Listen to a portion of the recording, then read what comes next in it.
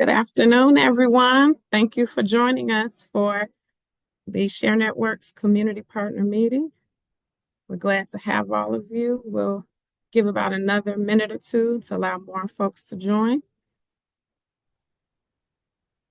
Hope everyone's been safe. Hope you've been inside with this weather, with the snow.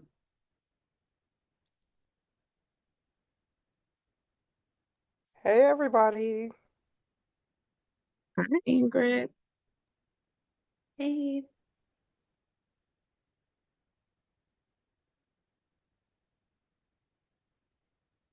Welcome back, Phyllis. It's nice to see you. You too. Yes.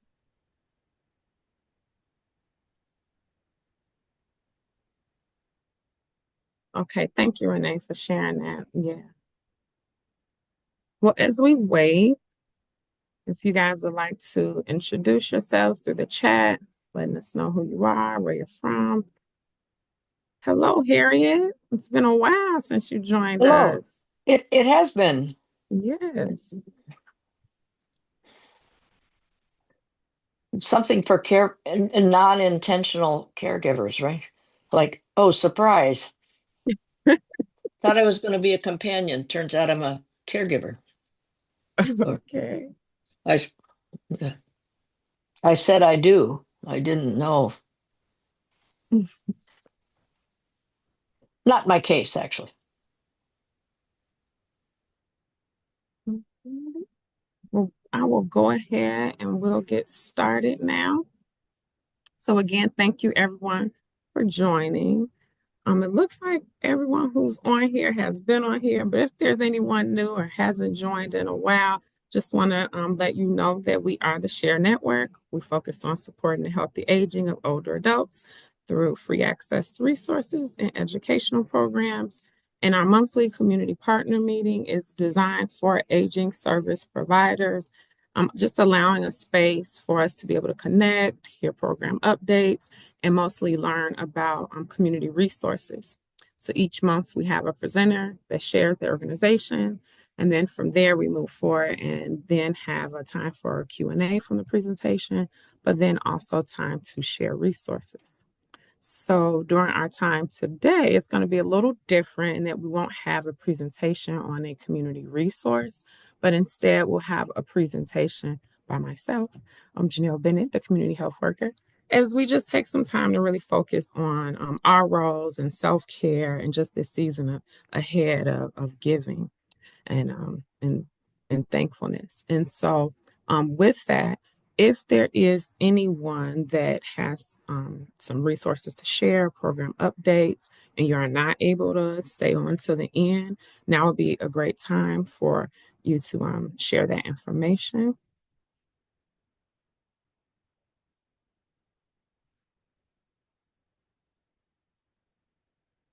Mhm. Well, I'll take that as we'll all be on to the end. And so with that, we will go ahead and get started. So again, this month's presentation will be slightly different than usual.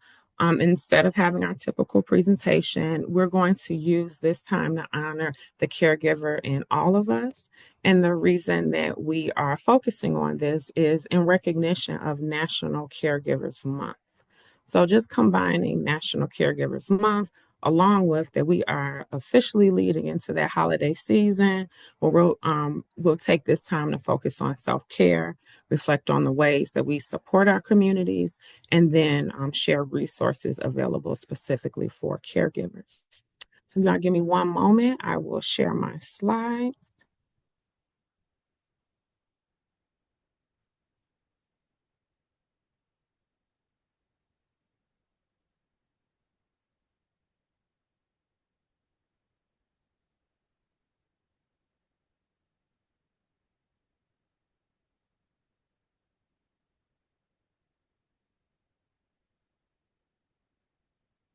Can everyone see the presentation?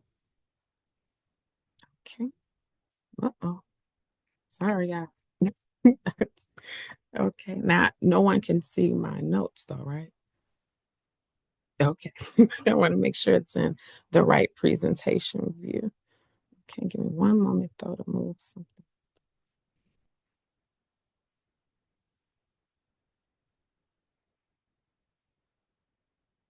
Alrighty.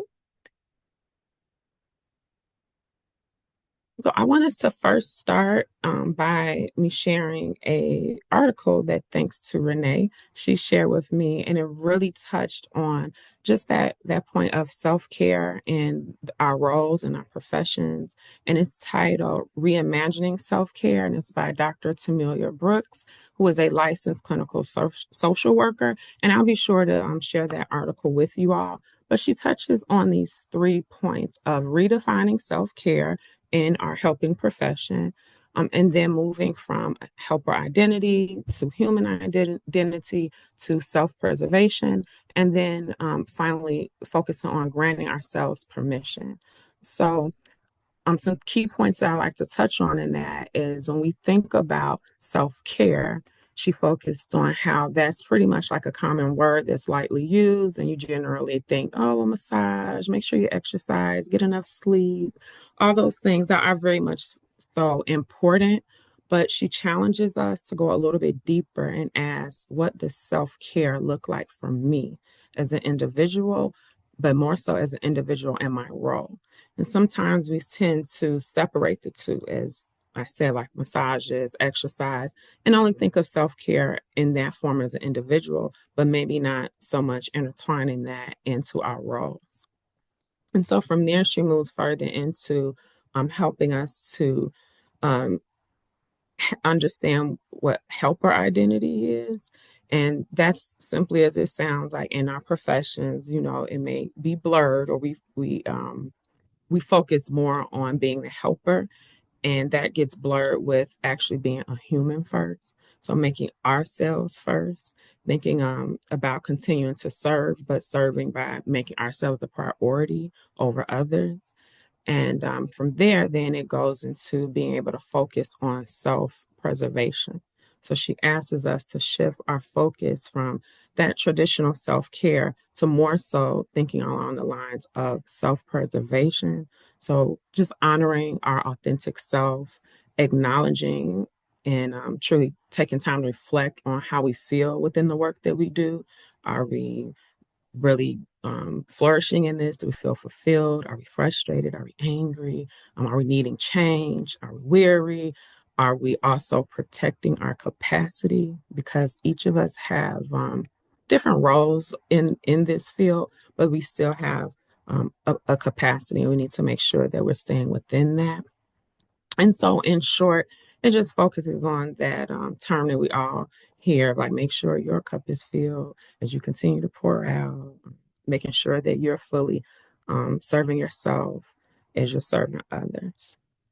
And then lastly, she closes with a focus on granting permission. And I really like that she describes how she gave herself the permission to just challenge her views and the ways of self care, but ultimately, again, kind of summing up that whole intertwining that into her role as a social worker. And so, um, with that, I want to know your thoughts first on like what I just shared, and if that resonates with anyone.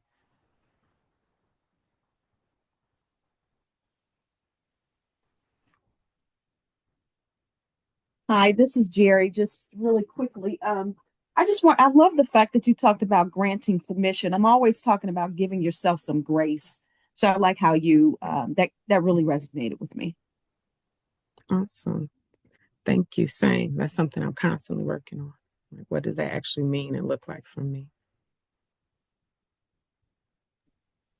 Anyone Yeah, else? especially in this work, it can be so dynamic and like so many things going on at the same time, and you want to kind of show up and be your best self for all of them. And so, yeah, that one also. Yeah, and also kind of, I think most people in this field have kind of like a helper identity and want to care about people and want the people to want the best for people. And so, kind of balancing that besides your own self-preservation is um, yeah, something that also resonated with me. Mm, thank you. I agree. And I'm so glad that you shared this article, Janelle, because I love when it talked about self-care is just so much more than bath bubbles and candles. And it's truly stepping away and it's truly being able to, understand yourself as you move into this field. And so I'm really thankful that you shared this one because, um, in this field, it can be very difficult, as Phyllis and Jerry both said, like, finding your identity, finding, how to separate wanting to help everyone and wanting, as my husband always says, you always want to save the world, and how you have to learn how to not do that, but also give yourself permission to, say, it's okay. We've done A, B, and C, and we've Mhm. done a good job in understanding and recognizing that too. So, Yeah, absolutely, absolutely. Good points touched on by everyone. I see we got some hand raised, Samaria, and then Ingrid. So I was going to say, in regards to granting permission and being a caregiver, also granting yourself permission to ask for help. Mhm. Sometimes as a caregiver, we don't want to feel like we're burdening anyone else, like a family member or a coworker or whatever, by asking for help. So I think that's another thing too that's important to note. Yeah, you what they say, hit it on the nail. Because whether yeah, you're a social worker, you're a resident service coordinator, you work in healthy aging in any way, or you actually are a family caregiver, you need help. If we give help, clearly we also, we need help. And something I often say is everyone needs everyone. Everyone needs everybody. We all need each other. But yeah, being vulnerable enough to say, hey, I need you. I need some help. I need support. I need someone on my side. So yeah, thank you for that. Ingrid, your hand was raised. Yeah, I honestly think too, as someone who is a former caregiver and sometimes still a caregiver, and just working in this role, that whether you know it or not, when you're out in the community or whether you're caring for someone at home, that requires a level of energy, taking in of energy and giving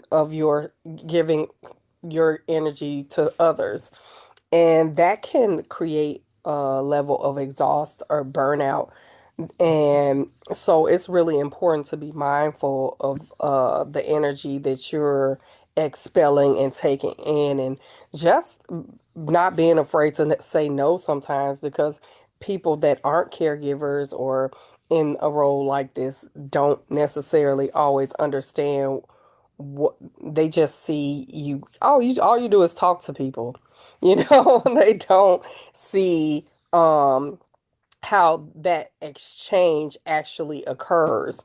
And Mhm. sometimes there, while we do share a lot of good information and a lot of good times and laughter and things like that, you also hear a lot of pain and need that you can't always readily address, despite the fact that you might want to.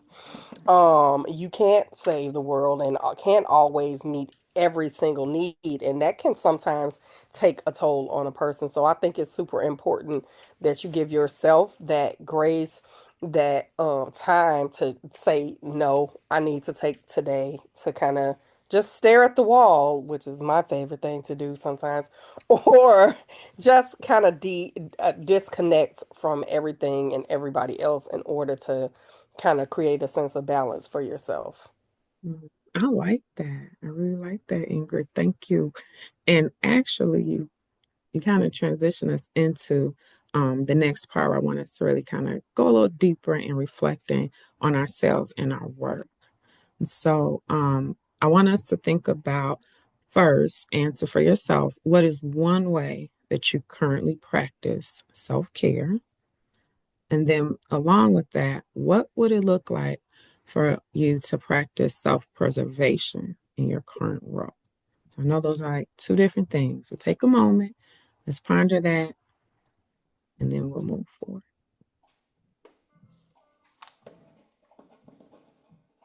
If you need to jot it down, feel free. Take some notes.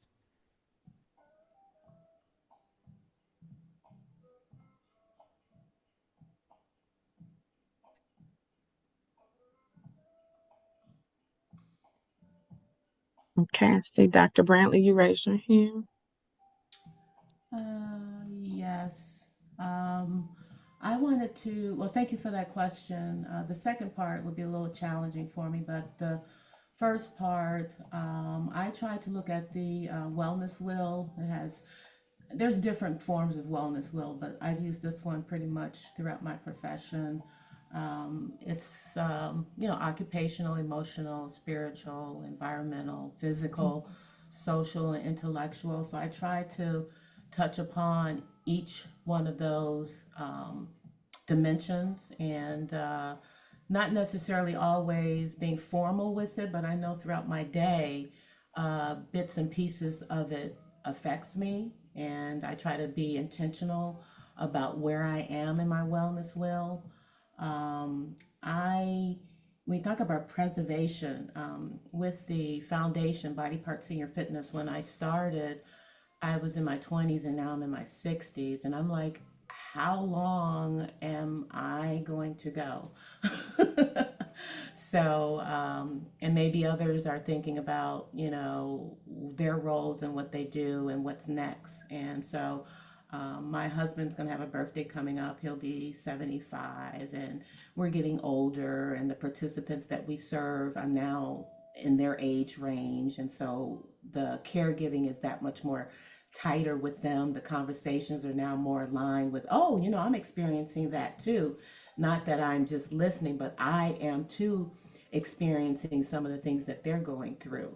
So I'm just saying that that wellness will is important in terms of self care, and then looking at yourself and your role with what you do. How am I going to preserve it moving forward after I retire? And what does retirement look like, for me and the constituents that utilize our service? I'm learning from them what they are doing now that they are retired. So I'm blessed to have that company and that wisdom to bounce back ideas off of and see, what is next. Yeah, thank you. I really like that idea of the wellness wheel because we have so many facets of ourselves, and it's important to, like you said, throughout the day, kind of focus on that because we are, as we already said, giving of so much and have so much on our plates or within our life. So thank you. I Thank you. see other hands, Samaria, and then Milton. Did you have your hand raised? You did? Okay. So let's do Samaria's hers first and then Milton. And if I missed anyone, just holler out after Milton go.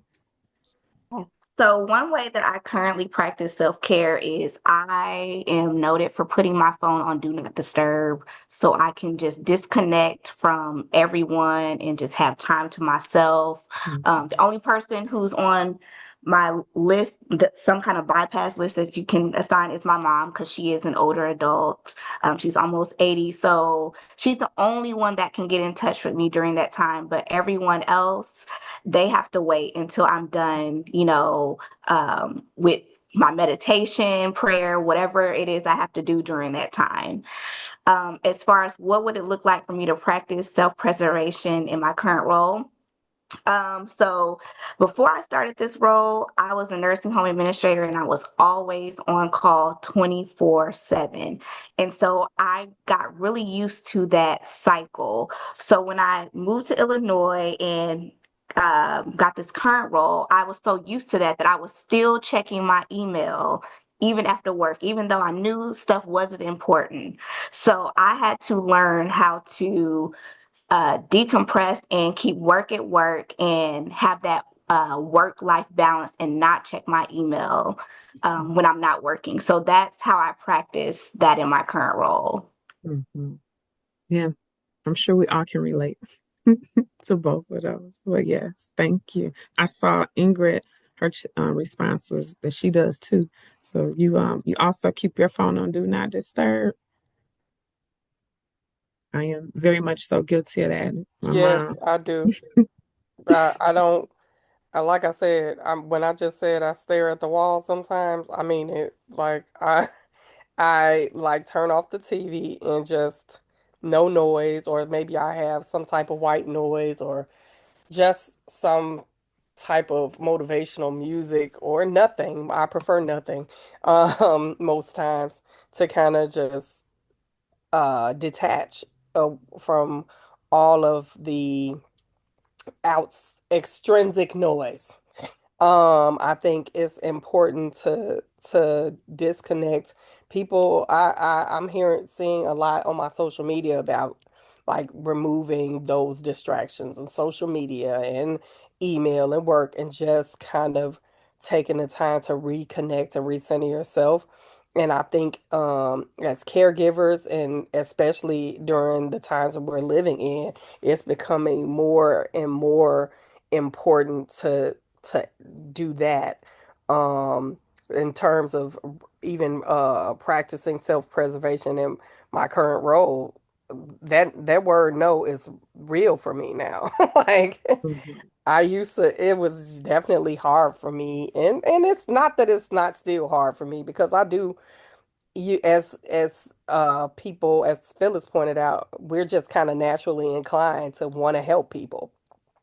And this group and others like us, we are among a breed of people that tend to want to lend a hand and see people be successful in whatever way that looks like. But how are you going to really bring your best and come up with the best ideas and help them in the best ways possible for you if you're completely burnt out from saying yes to every single person and everything single thing that opportunity of what it seems to be an opportunity that comes your way. It you have to strike that balance. Even me as a caregiver, as a full-time worker and all of that, even the first degree I got working from home and caring for my mom and trying to be a wife and trying to be a mom and trying to be all of those things, there was some no's getting handed out. Like, because you gotta be able to do that in order to just maintain your own sense of self and your own identity and find new and exciting ways you to reconnect with yourself to still remember what do I like? I remember I used to do stuff. What what do I do now? How do I keep connected with her and or him? And I think that is just finding and carving out time in order to do that is an act of self-preservation, Absolutely. connecting with self. You really hone back in to the article. So yeah, absolutely. And speaking of that, I'm sorry, Milton, you're next. But the article Renee did post it in the chat, as well as Dr. Brantley posts the wellness wheel in the brand. I mean, in the in the chat. So all right, Milton, you had something to share. Sure. Kind of echoing what many have already said on the call. For me, my practice for self-care is really sticking to boundaries. I think so many times at work, whether it's people coming to interrupt my lunch, because I eat here in the building, and I just have one quick question, and it's never one quick question. So again, just setting those boundaries to say, hey, I'm on lunch. I'll be done in 30 minutes and then we can talk. And the same thing, I'm on the telephone and someone's standing in the threshold listening to my conversation. And I'm like, excuse me, I'm on the telephone. Can you come back in a few minutes when I'm done? So, again, setting those boundaries for myself and for them. Um, Sometimes I think I work with seniors, and many times maybe they've forgotten about boundaries because they live alone and they're used to getting everything when they want it, what they want when they want. So just kind of setting those boundaries. And then the other thing for practicing self-preservation, um, so many times I feel like I'm not living in the present, that I'm constantly thinking about, okay, as soon as this call is done, I need to work on this. As soon as this happens, I need to do this. And so again, just kind of living in the present, taking my time to be attentive to what's actually happening and not getting anxious about what I didn't do in the past or worried about what I need to do in the future causes a lot of stress and anxiety for me. And so for self-preservation, just really trying to focus um, on being present right now in this meeting with all of you, not thinking about someone else after the meeting. I will do it after the meeting. Hmm. And so again, that's something I'm trying to practice. Man, that's again, oh, so needed. Such great points that you made, especially with the boundaries. But then it makes me think about that word no that was shared earlier, and that we have to also tell ourselves no then. And that means no to moving on to the next thing, or no to helping someone when maybe I do have a capacity, but do I really have a capacity? I may have the time, but how am I gonna feel after this? Um, so yeah, I would like to just point out for answer for myself, and hope that that will be helpful for others. My current self-care practice is two things: my walks. I really have to get a walk in. It does something for me. It's like, I don't know, so soothing. All the stresses go away. Hopefully in nature, like in the forest or somewhere. Um, but then also I designate Sundays as like, I wouldn't call it a self-care day, but more like a nothing to do day. If I schedule something, that means you're really, really special to me. I really, really feel like I need to support you in that way, because that's my day to like pour back into me. And most of my family knows, like, oh, don't ask her, do she ain't doing that. No, no, on her. I don't cook. I don't clean. And if I go somewhere, it's usually by myself, because that's my way to disconnect. And the way that I start to intertwine that into my work, or practice like self-preservation in my role, is starting to take those same like breaks throughout the day. So kind of like you mentioned, Milton, instead of like, okay, what's next? What's next? I was good for meetings back to back to back, or as soon as I hop out of a meeting, I'm moving on to the next steps for that meeting, or emailing this person. And it felt good. Check that, check that, check that off. And I really feel bad if maybe I didn't do as much as I wanted to do. And thanks to Renee, she helped me to really think about my self care, and that my capacity, and that, it's okay to take a break. In my calendar, I have 3 take a breaks within the calendar. Like, it's just set. Just like I have this monthly meeting set, I have take a break set. And that looks different, as well as a lunch. Because I'm good for you. Just eat as you do your work. You work from home. It's easy to just eat as you do your work. But actually, like, no, I'm gonna go for that walk, or no, I'm gonna watch a little bit of my show, and things of that nature. So I just want to encourage you all to say no to yourselves and to others as needed, but to really move forward from this meeting thinking about, how can I care for myself in every role, in every aspect throughout, my day. So with that, we're going to shift now into thinking about the season ahead.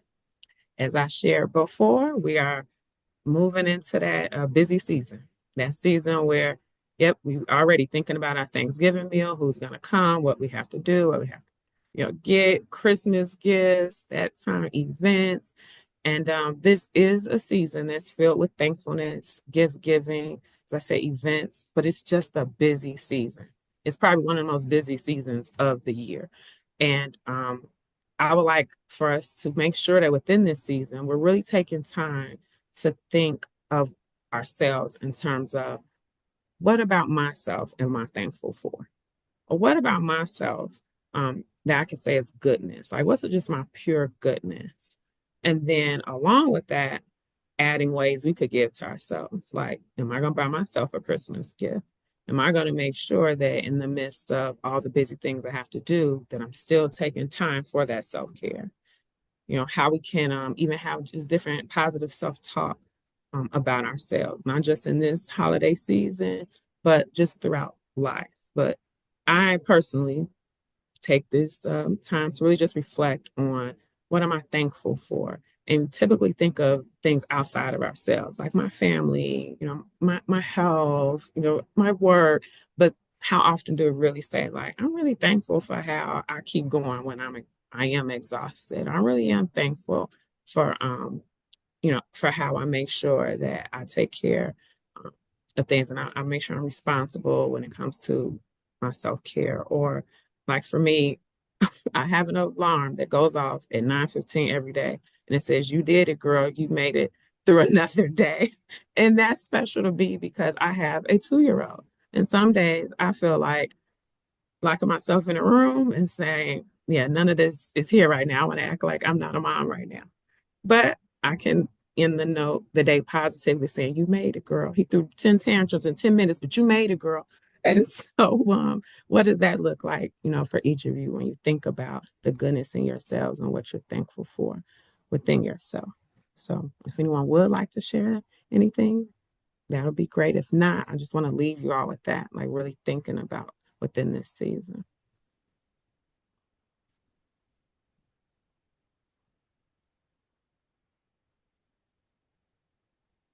Righty. Well, we'll shift gears now into focusing more on actual National Caregivers Month, and just taking some time to really just go into some different caregiver resources that we have within the community, that we have just in general nationwide. And some of these you all may already know, but if not, I hope that I'm sharing some new ones. If you have some new ones to share after this, we will definitely open up to learning of new resources.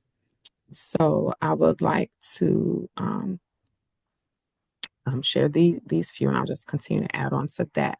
So the National Council on Aging, NCOA, I'm sure many of us know of this resource, but it focuses on mental health resources, articles, and an elder care locator that can find resources within your community. So that's within their caregiver tab. So you can I would suggest just really going to their website, learning just about aging in general, but really taking time on that caregiver support tab, whether that's for yourself or definitely sharing that resource for other caregivers.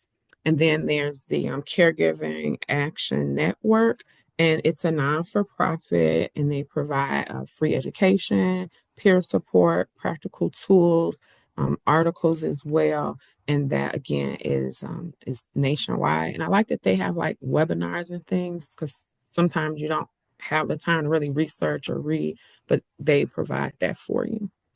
And then there's the Family Caregiver Alliance, and they focus on improving the quality of both the caregiver and those that they care for, making sure that we kind of focus more on like intertwining that. And they have programs for in person and online. And then, do I see some? oh, Okay, I'm sorry. I thought someone was sending some resources. Okay. Okay, I was reading some of the comments that I didn't see before. I'm sorry. So I'll continue. So and then USA Aging, they focus on support services, policies, and just things geared toward those with disabilities. So not just like older adults alone. And then I'm sure many of you have seen flyers that I put out on the Illinois Department on Aging. I really, really, really love their Savvy Caregiving program and their stress busting program. And that's for family caregivers, more so family caregivers of those living with dementia. But they have a wealth of like support groups, just so many community resources. So if you haven't already, please look at them. Please spread the word. Alzheimer's Association, when it comes more to dementia, they are very effective in the community, but they have their helpline. So that helpline can be used from anything to speaking with a care counselor on, hey, this is the challenge that I'm facing literally right now, or like right now in terms of my season of a caregiver, and they'll walk you through actual steps. or they will connect you with their research department, which is like a library, and they'll send you articles. They'll again help you to understand different stages. But then they also have a care navigator, which is very similar to like the elder locator, but it's where you can, wherever you are in the nation, find resources within your area. And then we have the Duke Center for Healthcare Safety and Quality. And this is geared more towards healthcare workers. One of the doctors on our team, she uses this and she shared it. And that I really like that they have lots of webinars, but then actual questions that they ask you to help you really reflect on how you can remain resilient, but also how you can remain effective in your work while caring for yourself. So I really would suggest like checking that out. And then here at the University of Chicago, we have I'm sorry, Harriet, I do see your hand, so you'll be next. We have a behavioral health integration program. And what I like about this is that it's patient focused and staff focused, but really with a mix of heavy community focus. So they have weekly tips that can be emailed to you. And when I tell you these are true A to Z tips, anything that you could think about that affects community or affects you in your role, you will more than likely find tips on that. And they're not just tips or articles, it's actual resources that you can reach out to or that, will be effective for you or for those you serve. But then they also have patient resources, which are more geared toward mental health, senior care, violence prevention, things of that nature. So please sign up for those weekly tips. Or if you ever like, I don't know what to do with this resident, I don't know. I feel like I hear a lot within resident service coordinators, the things that you all face, or just us supporting older adults. You definitely want to go to their patient resources. So that's I can't speak enough on them. I really, really read like every week what they say, and I'm like excited about.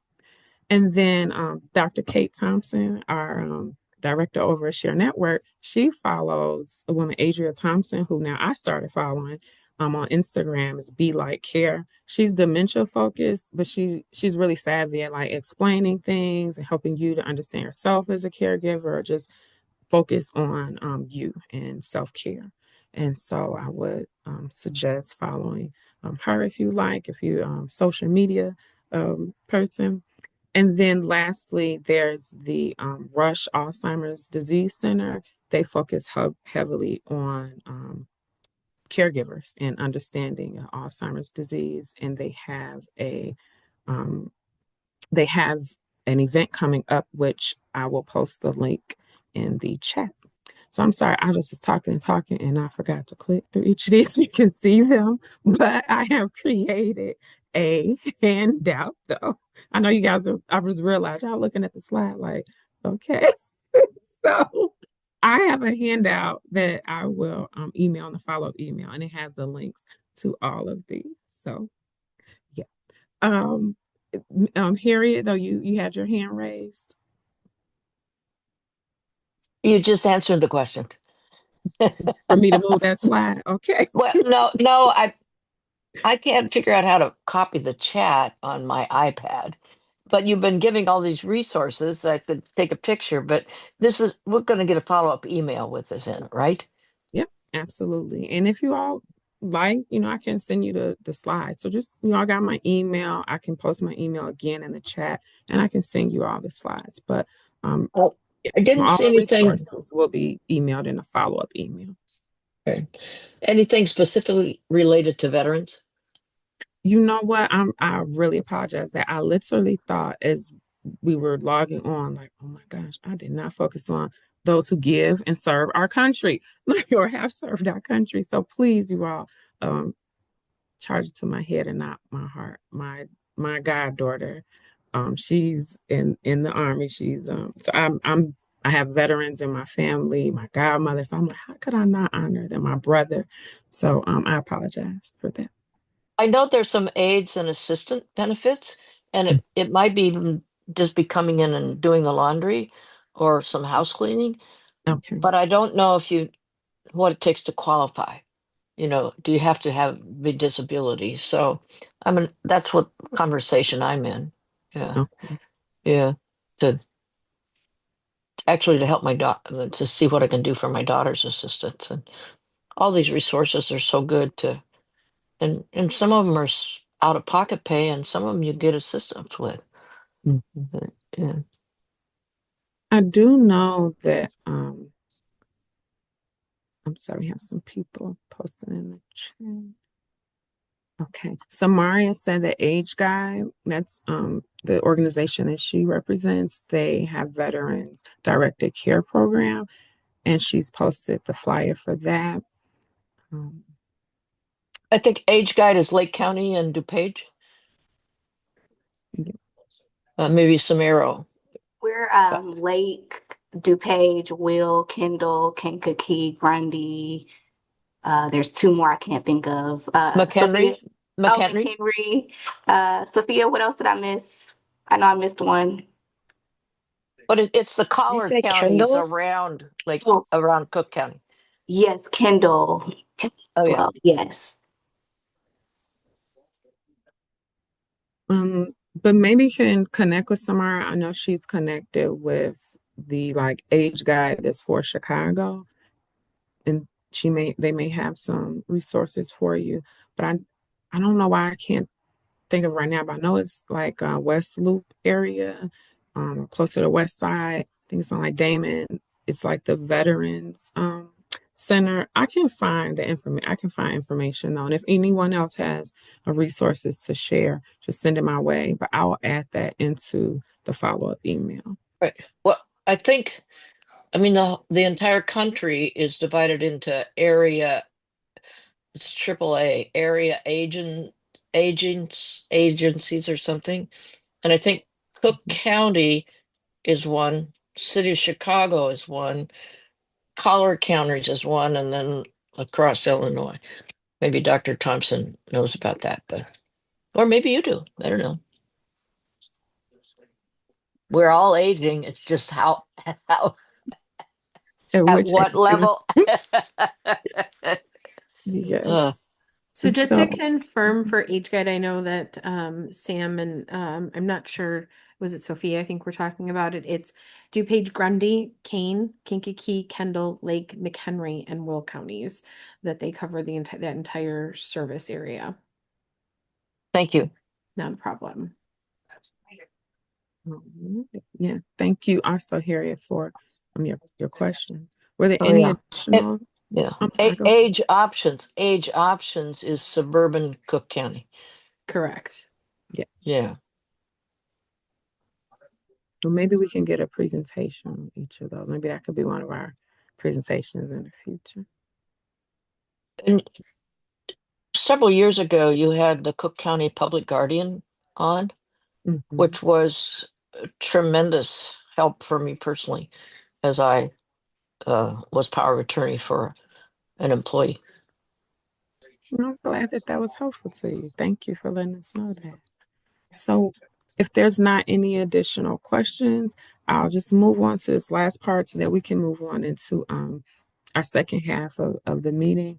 But I just want to close with kind of, as I said before, moving forward with a different focus from self-care to self-preservation, but also really moving forward with positivity and love and care for us as individuals, for ourselves. So support that caregiver in you.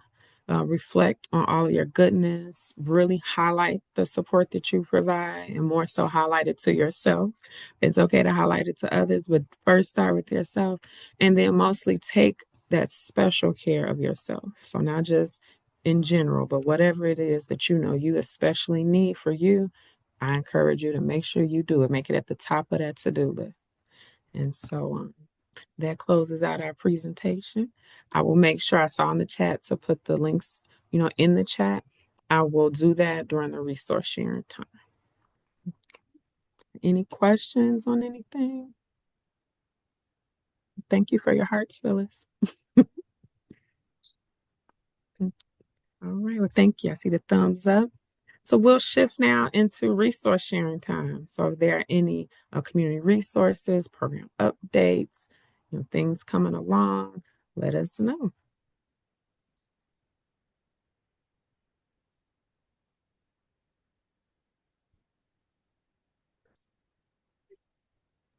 I can share on Saturday, in partnership with Ingalls Memorial Hospital in Harvey.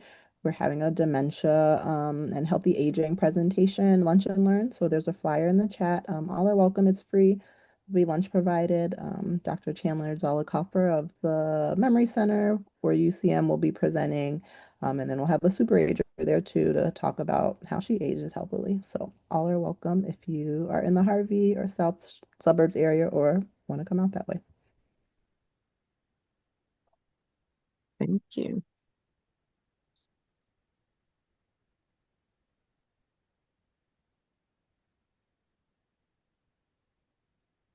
I'll jump in.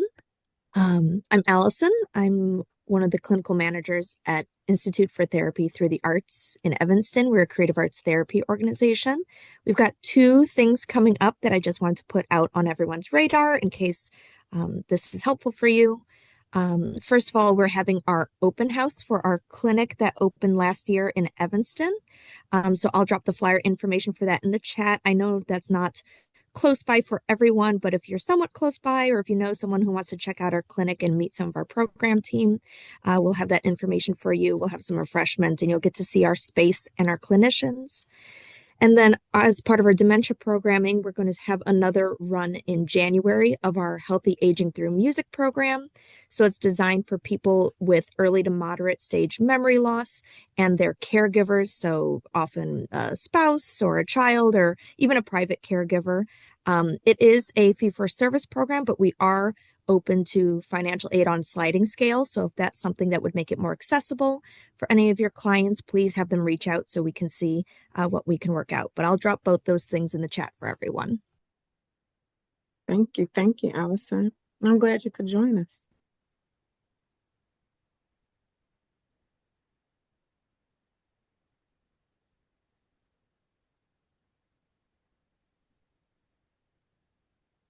Okay.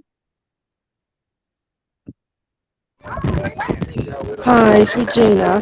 I wanted to share, I put in the chat, I'm in the cafe for next Wednesday at St. Bernard's Center on the third floor, Stewart. Everyone is welcome to come. It's for those dealing with dementia, caregivers, clients with a nice, safe environment. Thank you. Great presentation, Janelle. Thank you. And thank you for sharing that. There was a little background noise, and so I just want to make sure we heard correctly. There's an Inglewood Memory Cafe. You posted all the information in the chat, and it is at St. Bernard Hospital and I know, but I can't remember the name of it, but I know. Center for Better Aging, I think I. Thank you. I did the acronym in my head and I was like, but what does it mean? So thank you for sharing that, Regina. That is also in the chat if anyone needs it, and it will be sent in the follow-up email. And Samaria, I see your hand. Yes, I wanted to share Age Guide's virtual caregiver seminar. It's going to be November 19th from 10 to 11:30. It's going to be on the topic of strategies for caring for people with intellectual and developmental disabilities. We are providing CEUs for that training for nursing home administrators, nurses, social workers, and psychologists as well. I'm sorry, counselors as well. And so if you are free and you would like to join, please be sure to register. You don't have to be in our 8 county region to participate. So be sure to share that with your network as well.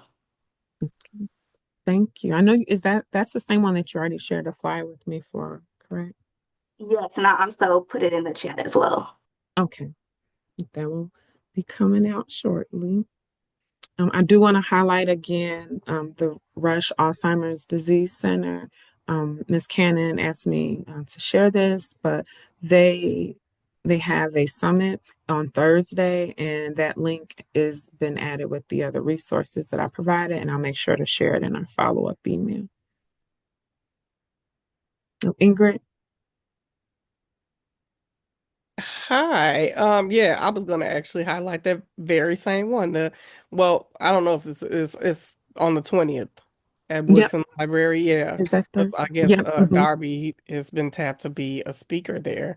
So I thought I'd shout that out real quick. Yeah, I didn't know that. Yeah, Great. Darby will be speaking there, and they'll also we also have an event coming up next month at at Kennecott Park, where we have interactive play that's called Spontaneous Connections. I put it in the chat, and it's going to be led by Lauren down here. She used to do a lot of improv, so she's taking the show on the road, ladies, and gentlemen. And she's gonna do some exercises that promote brain health and such in the Awesome. community of Kennecott Park. Okay. Janelle, I I also I'm sorry, go ahead. oh, no, you can go ahead. I was just gonna share something about my love for the brain. I'm a nerd for brain stuff.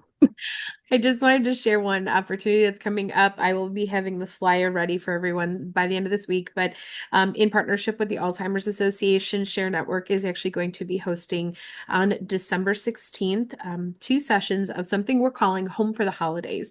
We are going to be setting up a session at noon and one at in the evening to be able to have a safe space for those who have come home for the holidays and sit down and realize that we need more resources or we need more support after they haven't seen their loved one in a while. So we're coming together, bringing a whole bunch of different topics. May it be the 10 warning signs, community resources, how to go about a diagnosis, how to go about getting support and building your village, all kind of built into this 1 hour topic.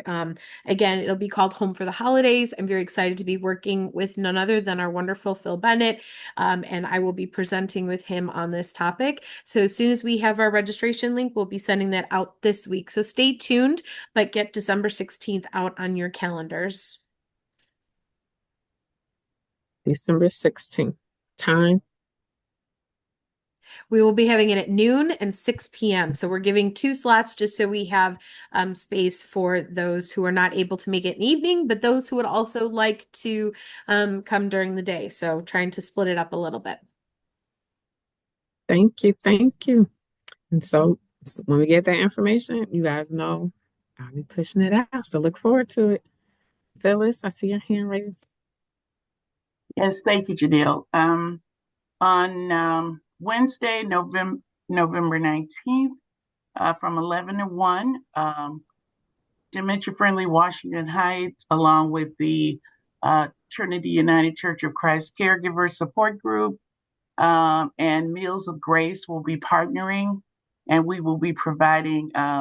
There is a service, and it will be specifically for caregivers to come out in honor of them for the month of November to make them special. And we will be Meals of Grace. She provides meals to the community, so she has agreed